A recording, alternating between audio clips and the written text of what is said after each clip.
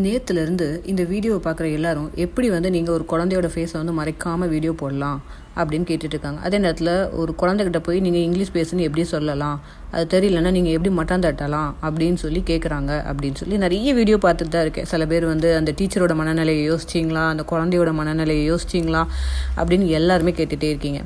First அவங்க ரொம்ப தெளிவாக சொல்லியிருக்காங்க, இந்த வீடியோவை நான் எடுக்கலை, நான் அப்லோட் பண்ணலை அப்படிங்கிறது ரொம்ப தெளிவாக சொல்லியிருக்காங்க. ஒன்று.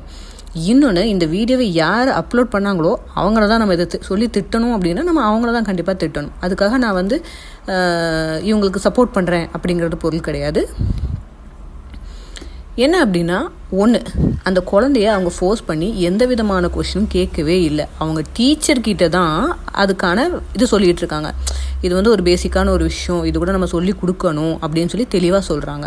சேம் டைம் அவங்க இன்னொன்று சொல்லியிருக்காங்க, நான் ஒரு கவர்மெண்ட் ஸ்கூல் பொண்ணு, நான் அங்கே தான் படித்தேன், இன்றைக்கி என்னோடய ஆங்கிலத்தை எல்லோரும் கிண்டல் பண்ணுறீங்க இல்லையா, அதே மாதிரி நாளைக்கு அந்த குழந்தையோட தான் பண்ணக்கூடாது அப்படிங்கிறதுக்காக நான் ஆங்கிலத்தில் அங்கே கேட்டேன் அப்படின்னு சொல்லியிருக்காங்க. இதில் அந்த பொண்ணை அவங்க எந்த விதத்துலையும் ஃபோர்ஸ் பண்ணலை.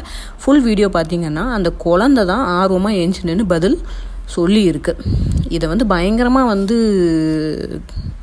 திருச்சி நிறைய பேர் வீடியோ போட்டுட்ருக்காங்க. இன்னொன்று என்ன அப்படின்னா, இதில் நம்ம திட்டணும் அப்படின்னா அந்த ஸ்கூல் டீச்சரை தான் திட்டணும். ஏன்னா அங்கேயும் இங்கிலீஷ் டீச்சர்னு ஒருத்தவங்க இருப்பாங்க இல்லையா, அவங்க தான் அதை ஆர்வமாக கற்றுக் கொடுத்துருந்துருக்கணும்.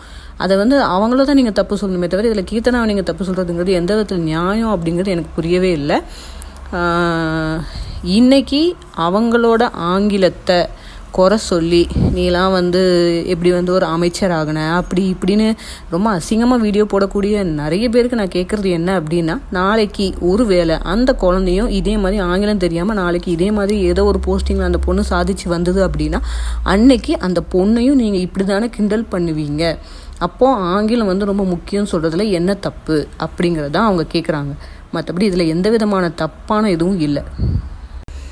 என்னோட இன்னொரு கேள்வி என்ன அப்படின்னா, அவங்களாவது ஒரு தடவை தான் பேசிட்டு போனாங்க, ஆனால் அந்த ஒரு சீனை வச்சு இத்தனை பேர் வீடியோ போட்டுட்ருக்கீங்களா, அந்த குழந்தையோட மனசை கஷ்டப்படுத்திட்டாங்க, அசிங்கப்படுத்திட்டாங்க, அந்த குழந்தைக்கு பேச தெரியலன்னு இப்படி பண்ணிட்டாங்க அப்படி பண்ணிட்டாங்க.